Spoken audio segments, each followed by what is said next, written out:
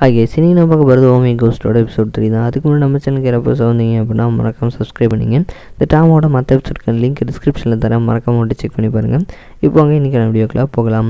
போன எபிசோடில் வந்து பார்த்திங்க அப்படின்னா நம்ம சந்திரமுகிக்கு தெரிஞ்சிருக்கும் அந்த ஜோன்றவர் தான் தன்னோட அப்பானும் அந்த குடிச்சிட்டு கீழே விழுந்துக்கிற பையனை வந்து பார்த்திங்கன்னா நம்மளோட தம்பி அப்படின்ற விஷயம் ஞாபகம் வந்திருக்கும். அதோட வந்துட்டு அவங்க சாகிறதுக்கு முன்னாடி என்ன பண்ணிகிட்டு இருந்தாங்க அப்படின்ற விஷயமும் வந்து பார்த்திங்கன்னா அவங்க ஞாபகம் வந்திருக்கும். அந்த ஜோன்றவரும் பார்த்திங்கன்னா நம்ம சந்திரமுகி வந்து ஹீரோயின் உடம்பு தான் இருக்காங்க, அவங்கள வந்து கூட்டிகிட்டு போய் சாப்பாடுலாம் கொடுத்துட்ருப்பாங்க.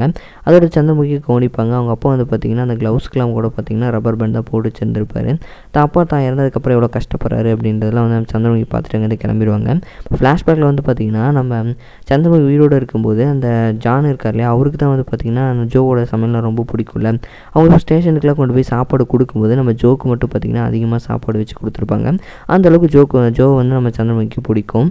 இப்போ வந்து பார்த்திங்க அப்படின்னா டிவியில் நம்ம சந்திரமுகியோட அப்பா வந்து பார்த்திங்க அப்படின்னா நம்ம ஹீரோயின் வச்சுருப்பாங்களே அந்த டிவி ஷோவில் ஒரு குழஞ்ச சாதம் இதை வச்சு ஒரு சூப்பு, அதை பார்த்துட்டு தான் பொண்ணு வைக்கிற மாதிரியே இருக்கே அப்படின்னு சொல்லிட்டு ஃபீல் பண்ணிகிட்ருப்பாரு. இந்த பக்கம் வந்து பார்த்திங்க அப்படின்னா நம்ம சந்திரமுகி வந்து அந்த குழஞ்ச சாதத்தை வச்சு ஒரு சூப் வச்சாங்க இல்லையா, அது வந்து பார்த்திங்கன்னா செம்ம வைரலாக இருக்கும். நம்ம சியோல் வந்து பார்த்திங்கன்னா டே நான்லாம் எங்கே எப்படி இருக்க வேண்டியவன், இவளுக்கு கால் பண்ணி கத்தி எடுத்துகிட்டு வான்னு சொன்ன ஒரு குத்தத்துக்காக என் கழுத்தையே இருப்பான் நான் எதிர்பார்க்கலடா அப்படின்ற மாதிரி அவர் ஒரு ரியாக்ஷன் கொடுத்துட்டு உட்காந்துருப்பாரு. அதுக்கப்புறம் வந்து பார்த்திங்கன்னா அடிக்கடி நம்ம சந்திரமுகி வந்து பார்த்திங்கன்னா போயிட்டு ஜோவெல்லாம் பார்த்துட்ருப்பாங்க. அதோட வந்து பார்த்திங்க அப்படின்னா அப்படி ஒரு நாள் பார்த்துட்டு அப்படியே வீட்டுக்குள்ளே போய் தேவையான பொருள்லாம் தேடும்போது அங்கே ஒன்றுமே இருக்காது. அது மட்டும் இல்லாமல் தான் அப்பா வந்து தான் இறந்ததுக்கப்புறம் ரொம்ப குடிக்கிறாருனோ அவர் வந்து சரியாக ரெஸ்டாரண்ட்டை கவனிக்கிறது இல்லை அப்படின்ற விஷயமும் நம்ம சந்திரமுகிக்கு அப்போ தான் தெரிய வரும். அதில் வந்து பார்த்திங்கன்னா சோடாவெல்லாம் கொண்டு போயிட்டு அந்த கிமிச்சி அந்த ஊறுகாய் மாதிரி போடுவாங்களே அதில் ஊற்றிட்டு இருப்பாங்க. ஜோ வந்து பார்த்துட்டு என் பொண்ணு இப்படி தான் எதாவது பண்ணுவா அப்படின்ற மாதிரி சொல்லிடுவாங்க. அதுக்கப்புறம் நம்ம சந்திரமுகி போய் அவங்க ரூமை பார்க்கும்போது அவங்க எப்படி விட்டுட்டு போனாங்களோ அதே மாதிரி இருக்கும். அந்த ஜோங்கிட்டவரும் வந்து பார்த்திங்கன்னா அந்த ரூமை அவங்க தான் பொண்ணு ஞாபகமாக அப்படியே வந்து வச்சுருந்துருப்பாரு. நம்ம சந்திரமுகியோட தம்பி வந்து ஆமாம் இங்கே நீங்கள் என்ன பண்ணிகிட்டு இருக்கீங்க அப்படின்ற மாதிரி கேட்டுட்டு இருப்பான். இது எங்கள் அக்காவோட ரூமு, இந்த ரூமுக்குலாம் நீங்கள் வரக்கூடாது, இங்கிட்ட ஏதாவது திருடிட்டு போகலான்னு பார்த்தீங்களா, உங்களுக்கு என்ன கண்ணு தெரியாதா அப்படின்ற மாதிரிலாம் கேட்டுட்டு இருக்கும்போது ஏன்னா எனக்கு கண்ணு தெரியாதா, நீ கண்ணு முன்னு தெரியாமல் குடிச்சிட்டு விழுந்திருந்தப்போ நான் தான்டா கரெக்டாக உன்னை கொண்டு போய் உங்கள் அப்பாட்ட சேர்த்தேன், என்னை பார்த்து என்ன வார்த்தை கேட்டேன், நான் ரூம் மாறி வந்துட்டேன் அப்படின்ற மாதிரி சொல்லிடுவாங்க. அதுக்கப்புறம் வந்து பார்த்திங்கன்னா அந்த ஜோங்கிட்டவருக்கு நிறைய விஷயங்கள் பொருட்கள்லாம் தேவையானதெல்லாம் வந்து பார்த்திங்கன்னா ஹீரோட ரெஸ்டாரண்ட்லேருந்து நம்ம சந்திரமுகி எடுத்துகிட்டு வந்து கொடுப்பாங்க, அந்த க்ளவுஸ் அந்த மாதிரி.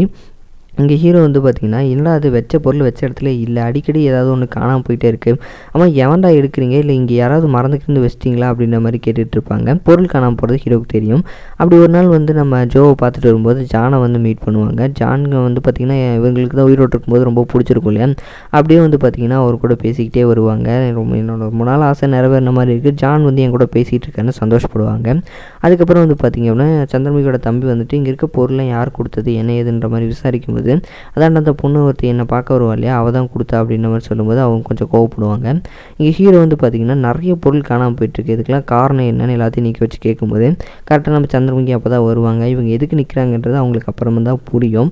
அப்போ சியோல் என்ன சொல்லுவார்னா, இல்லை காணாமல் போனதாக ஒன்றும் விலை மதிப்பில்லாத பொருள் இல்லையே அப்படின்ற மாதிரி சொல்லும்போது காணாமல் போனது விலை மதிப்பு இல்லாத பொருள் இல்லைங்கிறது எங்களுக்கும் தெரியும், பட் யார் எடுத்ததுன்றது எனக்கு தெரியணுங்கும்போது இல்லை நான் தான் வந்து எடுத்தேன், இது மாதிரி வந்துட்டு என் கேர்ள் ஃப்ரெண்டு லேட் நைட்டு தான் வீட்டுக்கு வருவான், அவளை இம்ப்ரெஸ் பண்ணலாம் அப்படின்னு சொல்லிட்டு தான் சில சோயா சாஸு சில ஸ்பைசஸில் எடுத்துகிட்டு போனேன் அப்படிங்கும்போது எப்போ உன் கேர்ள் ஃப்ரெண்டை இம்ப்ரெஸ் பண்ணுறதுக்கு நீ என்னோட கடையிலேருந்து எல்லா விஷயத்தையும் எடுத்துகிட்டு போவியா அப்படிங்கும்போது சியோல்ன்ட்டு இல்லை நான் வந்து திருப்பி வச்சிடலாம் அப்படின்ற மாதிரி தான் நினச்சேன், பட் என்னால் வைக்க முடியல அப்படின்ற மாதிரி சொல்லும்போது ரெண்டு பேருக்கும் அந்த ஹீரோவுக்கும் நம்ம சியோலுக்கும் ஆர்குமெண்ட் அதிகமானதுனால சியோவில் வேலையை விட்டு தூக்கிடுவாங்க. ஹீரோயின்னு போய் பேசி பார்ப்பாங்க, பட் ஹீரோ கன்வின்ஸ் ஆகிற மாதிரியே இல்லை. ஏன்னா வந்துட்டு இவங்க பண்ண தப்புக்கு தானே இப்போ சியோல் மாட்டியிருக்காரு, அதனால் வந்துட்டு எப்படியாவது கன்வின்ஸ் பண்ணலான்னு பார்ப்பாங்க. இங்கே வந்து பார்த்திங்கன்னா இந்த பேயோட்டுற பாட்டி வந்துட்டு இந்த எதிர்காலத்தில் கணிச்சு குறி சொல்லுவாங்க இல்லையா, அந்த மாதிரி ஒரு லேடியை பார்க்க போயிருப்பாங்க. அந்த லேடி வந்துட்டு உங்கள் புருஷன் வடக்கால ஓடுறாரு கிடக்கால ஓடுறாரு அப்படின்ற மாதிரிலாம் சொல்லிட்டுருப்பாங்க. என் புருஷன் அவன் செத்து போய் 10 வருஷம் ஆச்சு அப்படின்ற மாதிரி இந்த பேயோட்டுற பாட்டி சொல்லிவிட்டு அங்கேருந்து எந்திரிச்சு வந்துடுவாங்க. அந்த இடத்துல வந்து பார்த்திங்கன்னா ஹீரோட அம்மாவையும் மீட் பண்ணுவாங்க. அவங்க இருந்துட்டு இல்லை நீங்கள் சொன்னது என் பையனை ஜாதகத்தை பற்றி சொன்னது உண்மையாக போய் நான் தெரிஞ்சுக்க விரும்பினேன், அதனால தான் வந்து இன்னொரு ஆளை பார்க்கலான்னு நினச்சேன் அப்படின்ற மாதிரி சொல்லிட்டு இருப்பாங்க.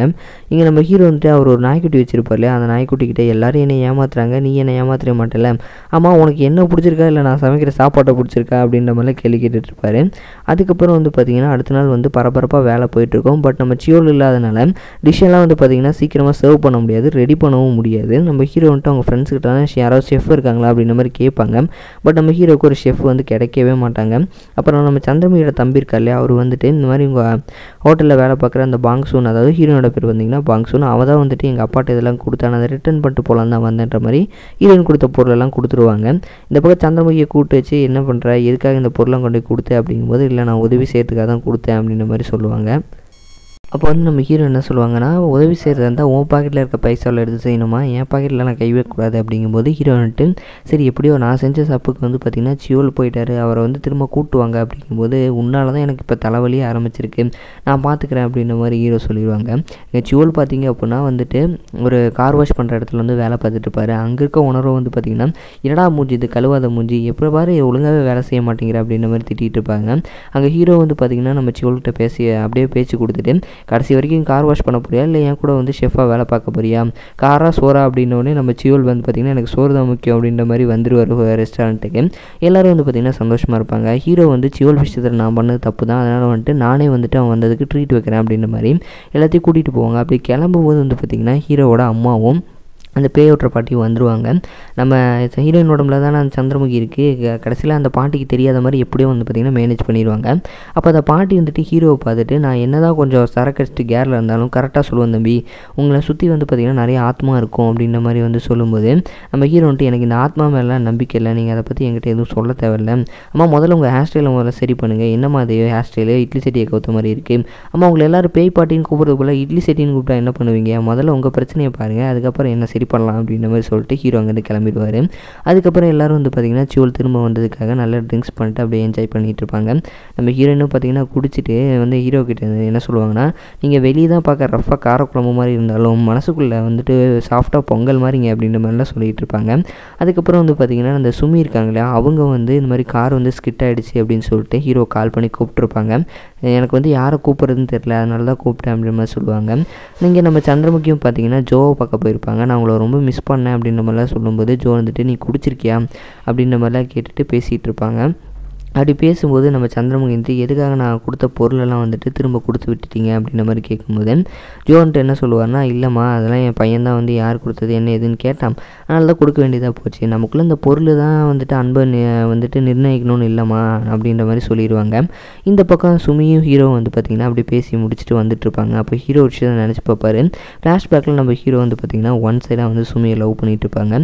அப்படி வந்து பார்த்திங்கன்னா போயிட்டு இருக்கும்போது நம்ம ஹீரோ பார்ட் டைம் ஜாப் பார்த்துட்டு இருக்கும்போது அவங்க ஃப்ரெண்டு வந்து எனக்கு ஹெல்ப் பண்ணுறா, இது மாதிரி நான் லவ் பண்ணுற பொண்ணுக்கு வந்து ப்ரப்போஸ் பண்ண போகிறேன், ஏதாவது ஐடியா கொடுறா, அவள் சீக்கிரமாக வந்துருவாடா இங்கே அப்படின்ற மாதிரி சொல்லிட்டு இருக்கும்போது வந்தது யாருன்னு பார்த்தா சுமி. அதுக்கப்புறம் அவங்க ஃப்ரெண்டும் நம்ம சுமியும் வந்து பார்த்திங்கன்னா டேட் பண்ண ஆரம்பிச்சிருப்பாங்க. இந்த பக்கம் வந்து பார்த்திங்க அப்படின்னா நான் இது வரைக்கும் நடந்த விஷயத்தெல்லாம் நினச்சி சந்திரமுகி ஃபீல் பண்ணிட்டே மலையில் வருவாங்க. ரோட்டோட அனதர் சைடு பார்த்திங்க அப்படின்னா ஹீரோ வந்து அவரோட விஷயத்த நினச்சி ஃபீல் பண்ணிட்டுருப்பாரு. அப்படியே வந்து பார்த்திங்க அப்படின்னா அவங்க ரூமுக்கு வந்து சந்திரமுகி போகும்போது அங்கே பார்த்தா வேறு ஒரு ஆள் இருப்பான்.